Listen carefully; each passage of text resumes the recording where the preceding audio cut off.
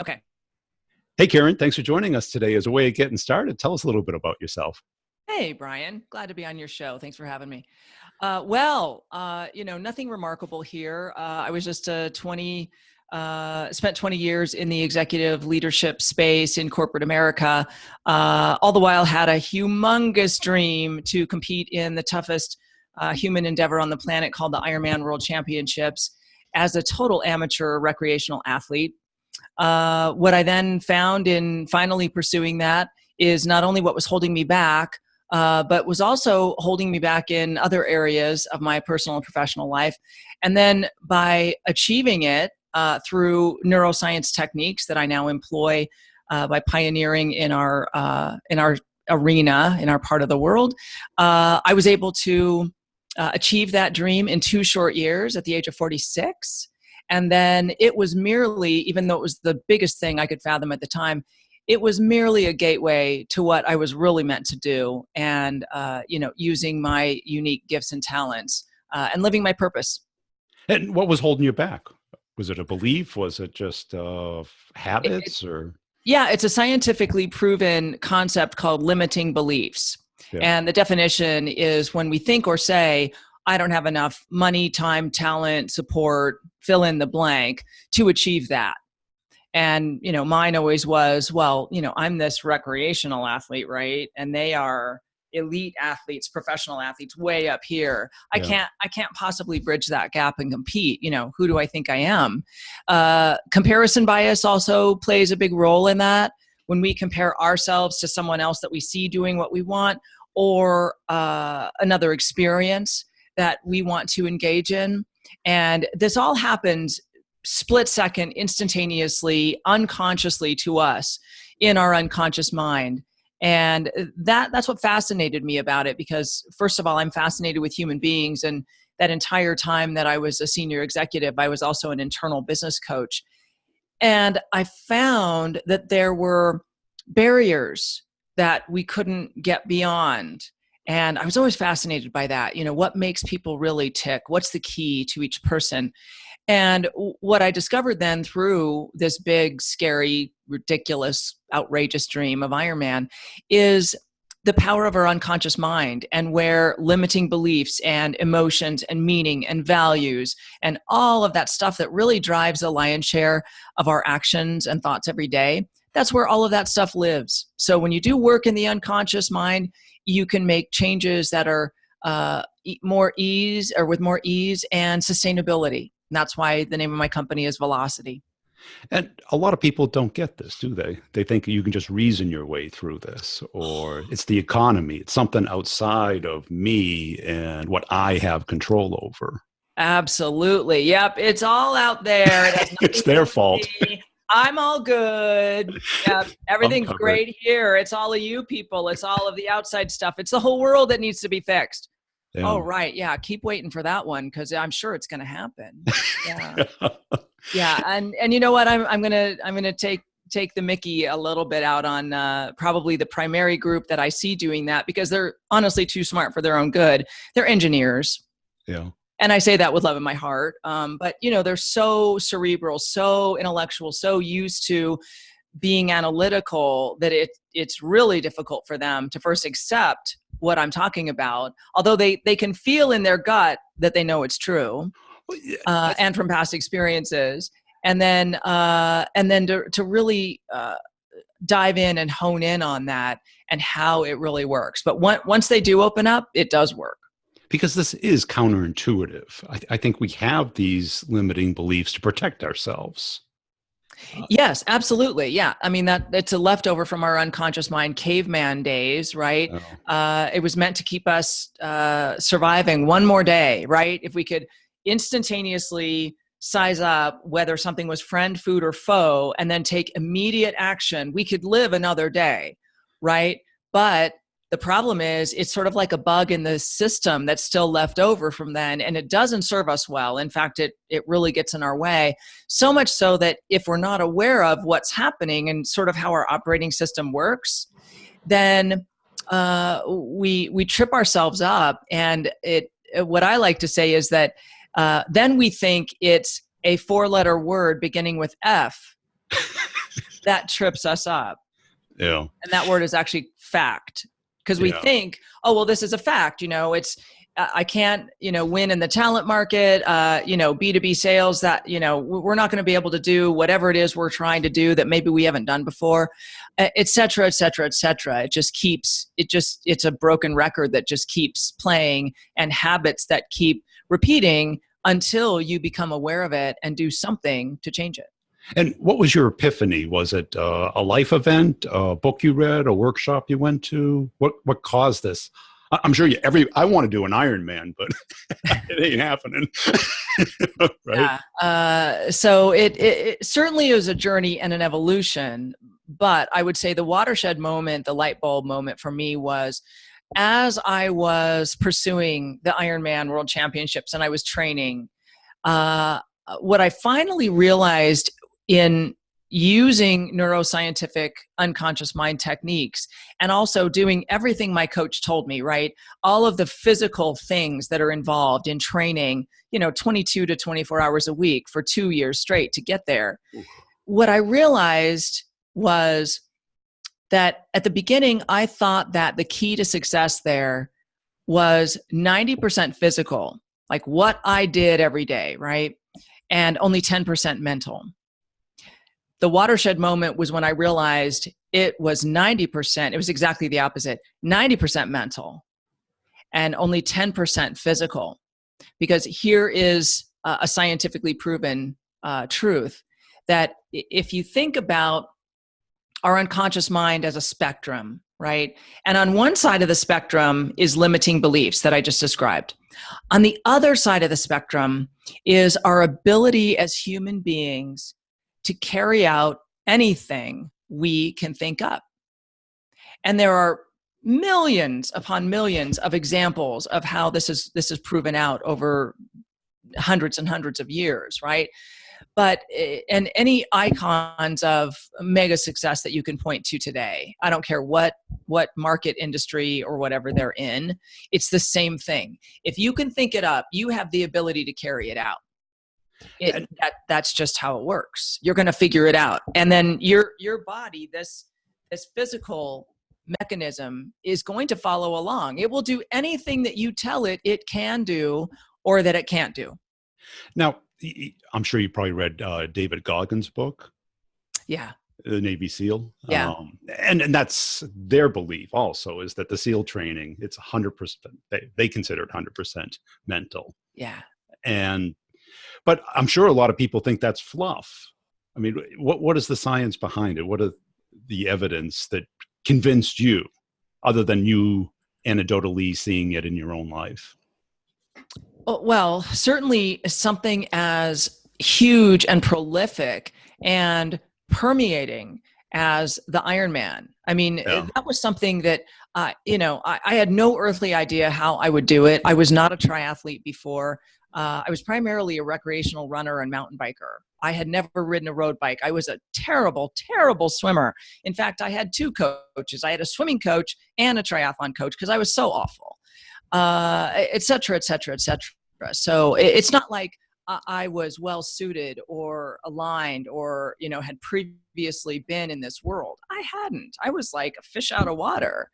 And so I'd say that it's that primary experience that was so enormous, so gigantic, all encompassing, that showed me that. And, then I could look back also at neuroscientific research that's been done by, everyone from Erickson to Einstein to Carl Jung to Richard Bandler. I mean, the list goes on and on and on.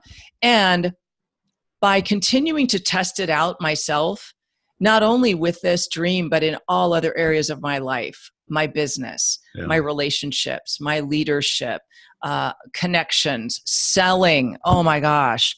It absolutely changed everything in selling. Yeah. Yeah. That's funny, because when I coach clients about quotas, I go, you want the quota low because when people are over quota, they're more confident and more likely to sell more. Yes. And it's absolutely. like the income thing can be adjusted through math. but the emotional thing of crushing your number, now feeling good about yourself that you can sell, has just an enormous impact on them. Yeah, absolutely. It's really all about making progress and seeing visually something that represents that progress. That's one of the things that opens up our unconscious mind and makes it so much easier, right, to keep going and to keep doing it and improving and making it better and better. So what were the routines that you went through to change these beliefs and reinforce them day to day? So I'll actually give a link at the end to the 3-step technique to do this. So just everybody that's maybe driving right now, listening to this, don't get in a crash trying to write it down.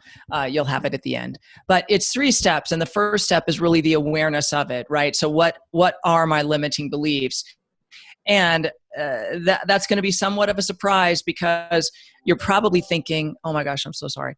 You're probably thinking, oh, I just have one, right? That's what I thought, until I did step 1 of the technique, and I had a whole page of limiting beliefs that were holding me back. And these are all like, operating systems or files that you keep open on your computer or your mobile device all day long, and they just suck out the juice, right? And pretty soon you're just dead, you're exhausted, and your machine can't work. It's the same exact thing, only limiting beliefs, and then they just, keep anchoring to hold you back, to hold you firmly in place where you are, right? So that's step 1, really unearthing all of them. Then step 2 is writing the exact opposite, which coincides with the name of my book, Unlimiting Your Beliefs. So you write the unlimited version of it. So my limiting belief, or the main one that I had at the time, was I can't possibly compete in the Ironman World Championships. And so the opposite of that, very simply, and that's the other thing about this is so simple. It's just like Occam's razor, right? The simplest solution is usually the right one. Well, this is the same thing, because our unconscious mind is a simple, very simple, yet infinitely powerful machine, right? So, so then the unlimiting version of that is, I will compete in the Ironman World Championships. Okay, so then step 3 is you've got to change that thought pattern and interrupt it when it's happening. Okay. So you get to do fun things like, as you're going throughout your day and you think or say that limiting belief, you stop yourself right then and say out loud, no matter where you are, and this is why it's fun, I will compete in the Ironman World Championships, or I will scale my business to be the number 1 in our category, or whatever it is. And I'll be real with you. I got some chuckles and some points and some side eyes, and like, wow, that gal is crazy. What is she doing? She's talking to herself. And I brought those people along with me. Anytime they did that, I would just say, hey, here's what I'm doing. Yeah. What is your dream? What is your dream that you're not pursuing? And here's the cool part. Every human has one. And that builds an instant connection with that person. Because every time thereafter I would run into them, they would run up to me and go, or they would call me or email me or whatever and say, hey, this is my dream. And I never would have realized it until you asked me that question. And now here's what I'm doing to pursue it. Really, really cool stuff. Did you study neurolinguistics programming? No? I did after, yes. Okay. But, I have a traditional Bachelor of Science degree in applied management, which was why I was a leader, of course. Yeah. But then after I discovered this, yes, then I wanted to be, the pioneer in this space. I wanted to be considered a subject matter expert. I always wanted to have a resource or a tool or a concept or a model to go to for anyone that I worked with. I never wanted to be, that person that was like, professional level certification in coaching, professional coaching and executive coaching. I've been doing this for, over 25 years. Yeah. So what I heard is, when you feel that statement, that belief, you sense it. Mm-hmm. You interrupt it. Yeah.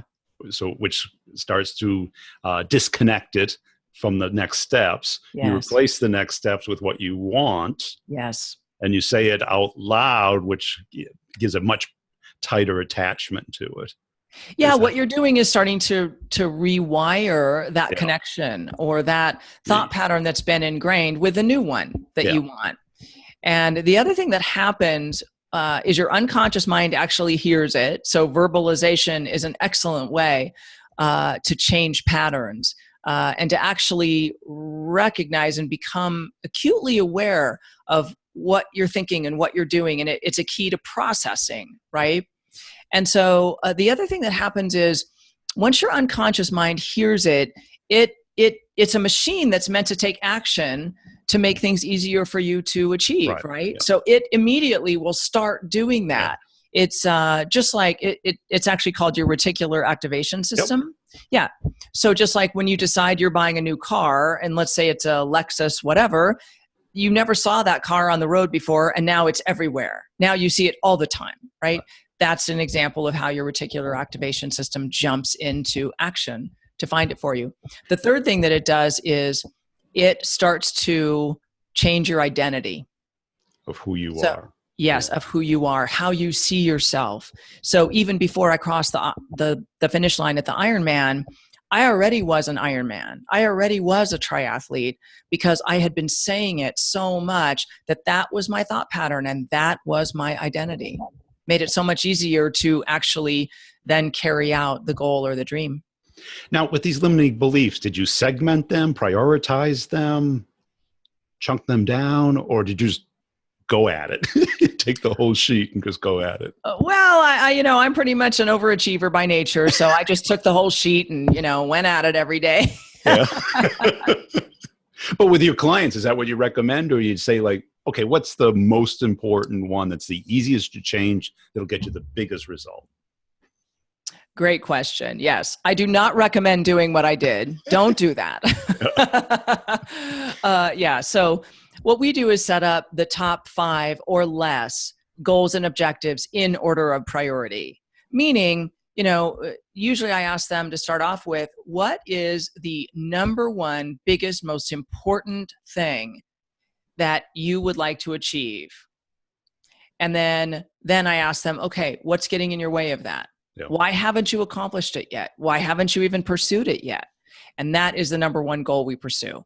Then we do that to identify 2, 3, 4, 5, no more than 5, because it's really tough to effectively and efficiently, work on 5 things and maybe several things within each one at once.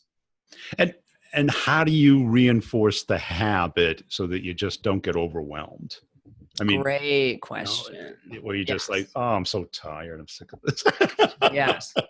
Great question. So first of all, we use a proprietary system, which is super cool. And I wish I had thought this up because I would be a gajillionaire by now. But it's a system called Coach Accountable.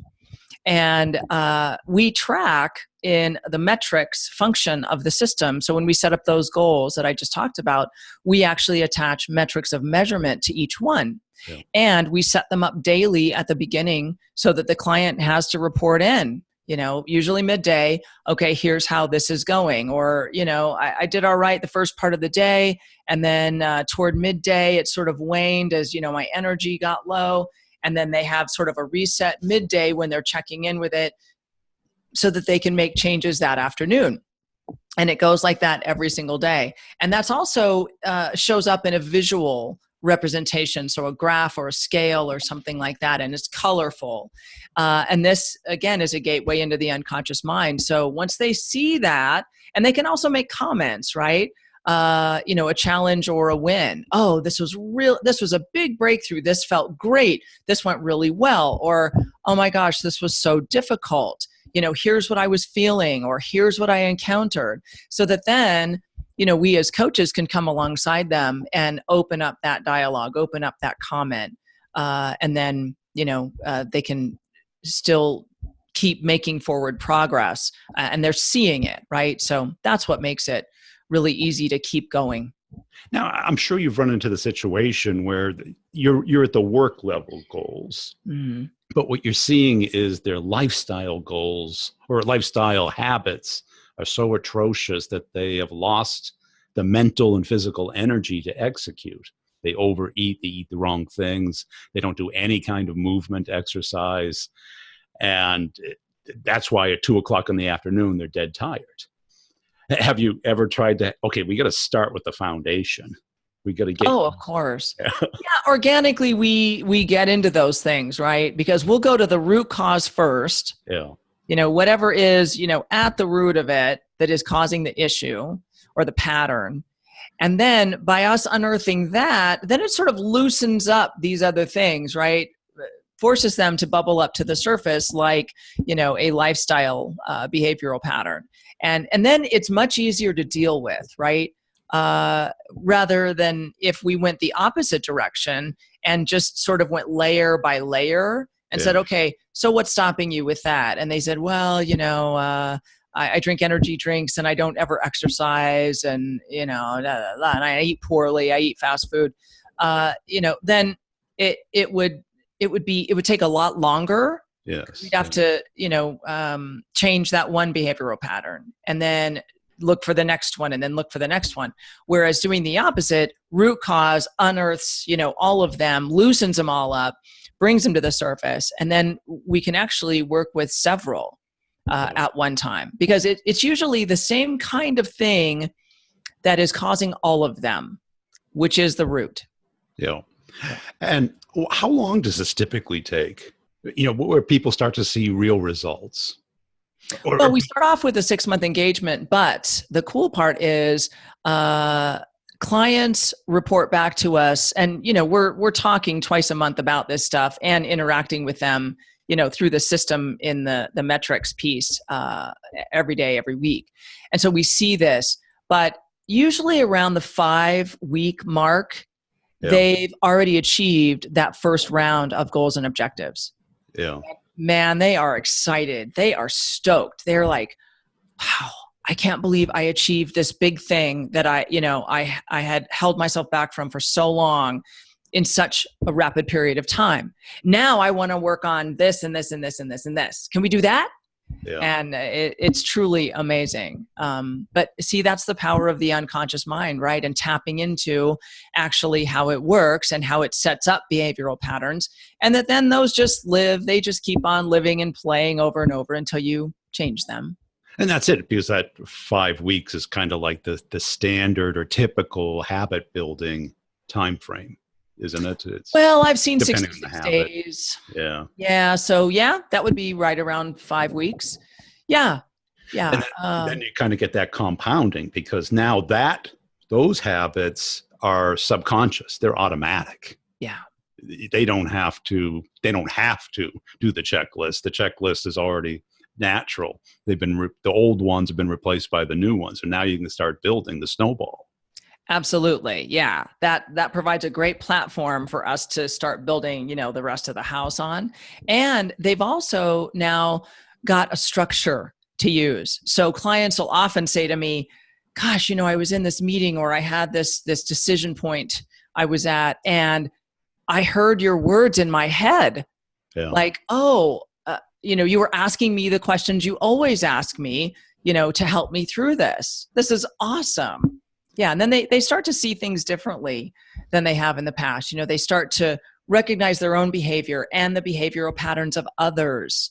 So, for C-suite leaders, this is imperative that you can see past your own behavioral patterns so that you can identify others and you can bring out their best. You can help them, you can coach them and help them think at a higher level when you're not around, because that's really what you want from them.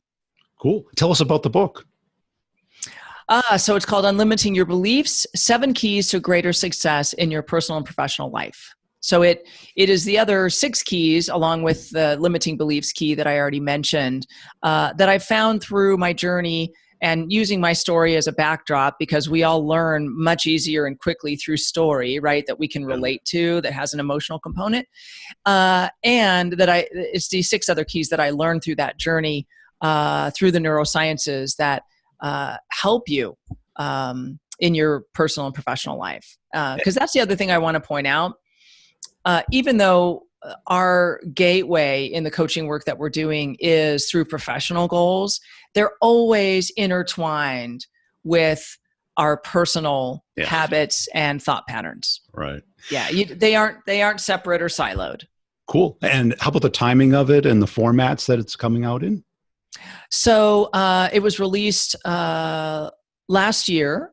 Okay. And it has received wide critical acclaim, named Amazon #1 hot new release, and also received a 5-star review from Brian Tracy, for anybody who knows who that is. Sure. This audience will. Yeah. He's older than me, so I'm not sure anyone listening will know who that is. But if you do, you get a gold star.